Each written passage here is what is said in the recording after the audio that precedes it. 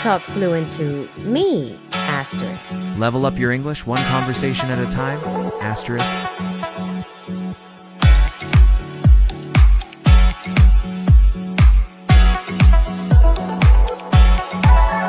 Your first English journal speak or write with Mahav. You ever had so much on your mind, but no idea how to say it in English?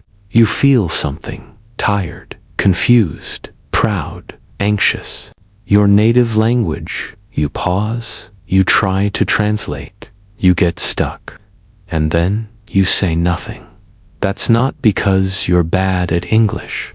It's because you haven't had the space to practice being yourself in English. That's where your English journal comes in. It's not for teachers, not for grades. It's for you.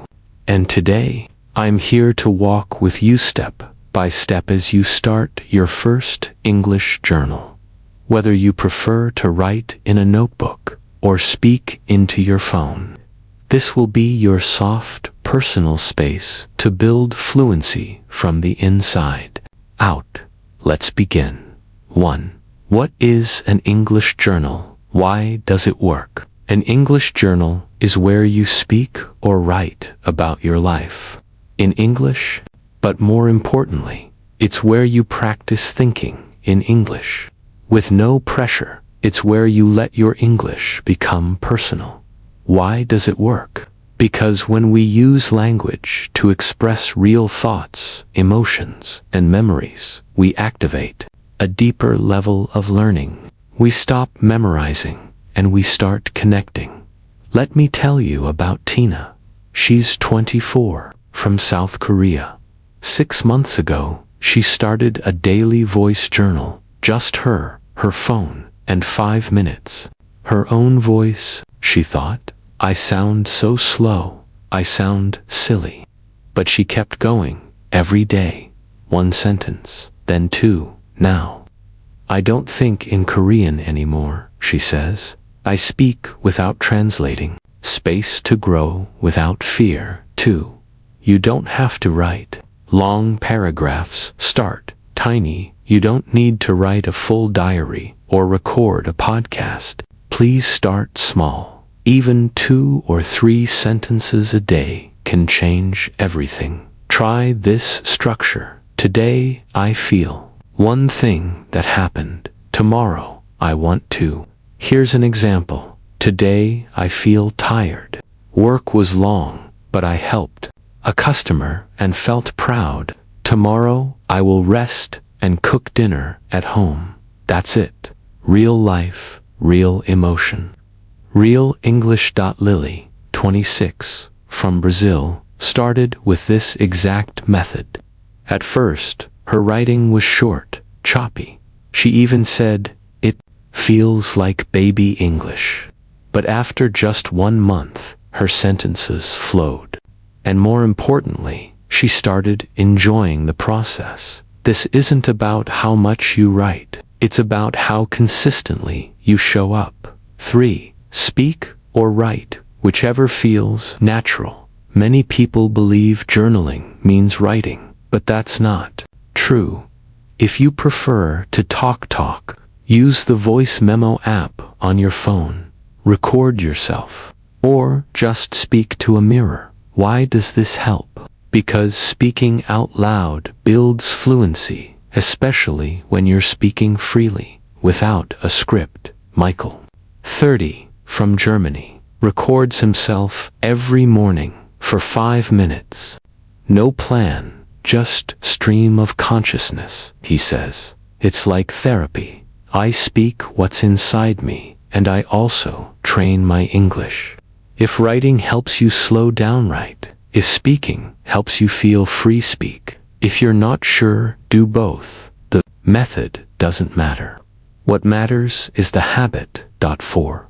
Be emotionally honest. Use the language of you forget. Grammar. Forget sounding correct. This is your space to be real. What are you honestly feeling today? Maybe I'm feeling lonely today. I'm excited for the weekend. I'm nervous about my interview. I feel stuck, but I'm still trying. These are the kinds of sentences that build emotional fluency. Journaling in English helps. You connect language with life. Not only will you remember vocabulary better, you'll start to trust your English voice, because you're not just repeating sentences from a textbook. You're speaking your own truth. 5. Use prompts when you feel blanky. All have days when the mind feels empty. Worry. That's normal. Use simple journal prompts to guide your thoughts. What made me smile today? What's one thing I'm grateful for? What's something I learned this week? What would I say to my future self? You can even respond to lyrics, movie scenes, or something you saw in an English video. Sophia, 22, from Italy, starts every journal entry with, "Today I learned." It might be an English word, a life lesson, or something about herself. She says it helps her see meaning in every day, even on hard ones. 6. Revisit your old entries. See your growth after a few weeks. Go back, read your first entries, or replay your first recordings. You'll notice things. Your grammar will be smoother, your thoughts more organized. But most importantly, you'll feel proud. Marco, from Argentina, told me, "When I listened to my voice from month 1, I cried. Not because I was bad, but because I had tried." That's what makes journaling so powerful. It becomes a personal record of courage, of effort, of quiet progress. So don't delete, don't throw it away. Improving. 7. Make it a ritual, not a task-dense treat. Journaling like homework. Make it a gentle ritual. Light a candle. Play soft music. Sit by the window. Your English moment. Some of my students write during their lunch break. Others journal while brushing their teeth. It doesn't have to be deep or serious. It just needs to be yours. No corrections, no pressure, no grades. Only you, your thoughts. Invite you to start your English journal. Just one sentence, spoken or written, honest and real. Write it in the comments if you like, or just whisper it to yourself. What are you feeling today? What's something you want to say in English to yourself?